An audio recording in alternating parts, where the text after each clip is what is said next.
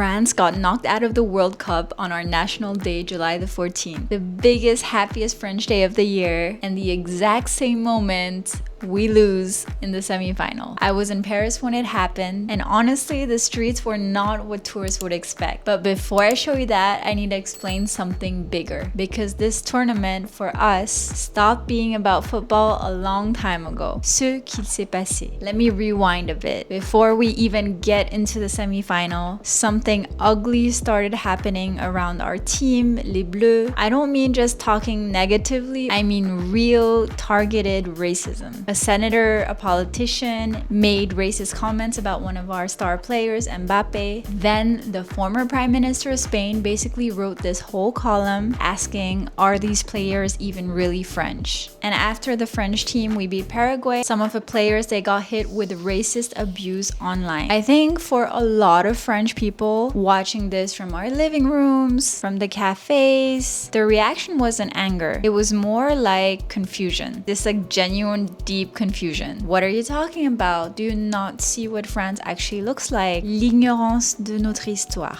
Le Parisien ran this headline that I think said it perfectly. They called it, and I'm translating, une ignorance crasse de l'histoire de France. A crass, total ignorance of France's history. And that's exactly it, because anyone who knows about France's history, even a little bit, knows that this team, Les Bleus, is France. It's not some new thing. It's just the French team. You know, every country's past, France's past, there's the colonial past, there's waves of immigration from North Africa, from West Africa, from the Caribbean. At this World Cup, 99 of the players were born and trained in France. 99, 99. 23 of them were the bleu shirt. The other 76, they represent other nations as well, like Senegal, Morocco, Haiti. Talent is all over the world. So when someone looks at Mbappé, born in Bondy, the Paris suburbs, grew up here, speaks perfect French, has carried our flag on the world stage since he was 18, 19, and they say he's not French enough? I mean, what are we even talking about? And look, personally,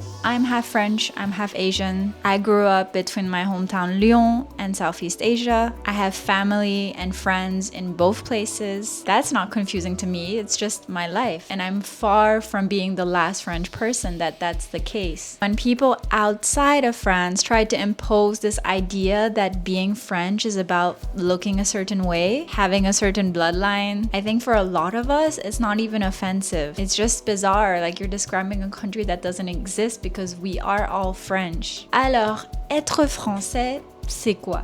Because here's the thing, being French for us, the people who actually live here, it's never been about where your grandparents were born. It's about growing up here. It's about speaking the language. It's about understanding the culture. It's about voting, complaining about the administration, arguing about politics, talking about the meaning of life. It's about singing La Marseillaise with your classmates or with your colleagues and not knowing 100% all of the words but singing it anyways because it means something to you. That feeling, the sense of belonging, that's what makes you French. Not a DNA test, not a family tree going back to Charlemagne. It's a choice, it's a culture, it's something you live. And I think that's really hard for some people to understand what this means. Maybe in countries where belonging is related to the way you look, is related to your bloodline, ethnicity, looking like the majority, but that's not how we are in France. Back to the World Cup, le moment où tout a changé. And here's where it gets kind of beautiful. Maybe you saw my Instagram post also share about my thoughts. All of these verbal attacks, they just kept coming from politicians, from online, from people who don't know much about France, who don't know our history. And you'd think these comments and everything, this would divide people. Like maybe some people would start to believe it. Maybe the team would split and like fracture under the pressure. But actually the opposite happened. I watched it in real time, and I mean French people, tout le monde, everyone, all backgrounds, all political views, people who disagree on many things. They all rallied behind this team. More flags went up on windows, which personally I haven't seen in many years.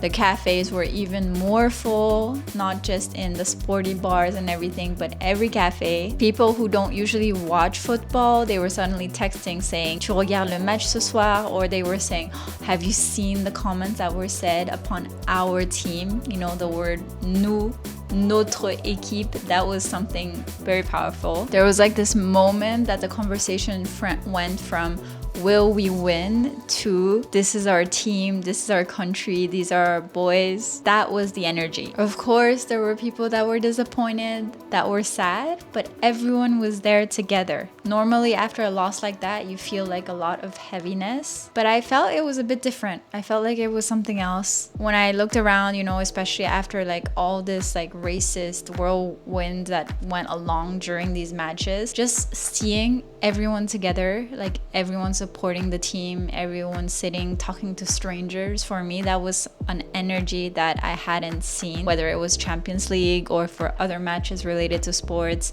C'était vraiment génial. So here's my honest take as someone who's actually lives here, as someone who grew up between two cultures and in multiple countries, and I've spent my whole life thinking about what belonging means. La France a beaucoup de problèmes. France has a lot of problems. We argue constantly, our administration, there are riots, politics are a bit complicated, we complain about everything, on râle tout le temps, practically another national sport. But this, the idea that being French is something you become, not something you're purely born as, is actually one of the most beautiful things I think about this country. And I think sometimes we forget to say it out loud. The World Cup is over, we didn't win first place, but honestly, I've never been more proud of this team. And I also think other teams do deserve a chance to win. It's every 4 years, so if it was always the same 2-3 teams winning every single year, it would be less fun. Je suis hyper fière des Bleus. I'm really proud of this team, not because of how they played, because of what they represented, and because of how La France, the country, we responded. Now I'm curious, what does belonging mean to you? What do you think it takes to come from a country, especially if you live in a different place with a totally different idea of national identity? I read everything and I do learn a lot from you. Let me know. Petite Mémé dans son maillot bleu in her blue jersey. I'm also un peu triste, a bit sad, because I vlogged a little bit about the ambiance of the matches, about getting a jersey, a lot of things, and I feel like now sharing it, c'est un peu tard. If you're also interested in seeing my Paris life and what it's really like to live in Paris and the things I'm up to, let me know in the comments, because I love talking about these things with you, but I also like having you tag along onto what is the real Parisian life. And if you want to keep discovering the side of France, the real one, the one most tourists never find, go ahead and subscribe. It means so much. And I want to also say merci beaucoup, because last week we hit 50,000 et c'est mon rêve d'avoir 100,000 abonnés. C'est vraiment mon rêve. Donc, you know, we're halfway there. I also love sharing the real Paris, the real France with you. And there's more on my Instagram that you can follow in the description as well. All these videos, I go into a little more detail into my newsletter, because I feel like I can just really write to you on my thoughts weekly, and I also put pictures there. If you want to sign up to my newsletter, it's in the link below as well. I am on Instagram. You can see my adventures there. But for now, I want to say merci beaucoup et à bientôt! Hyper léger, hyper confortable. I think I'm gonna do like a half tuck kind of thing. Mais j'aime bien en vrai.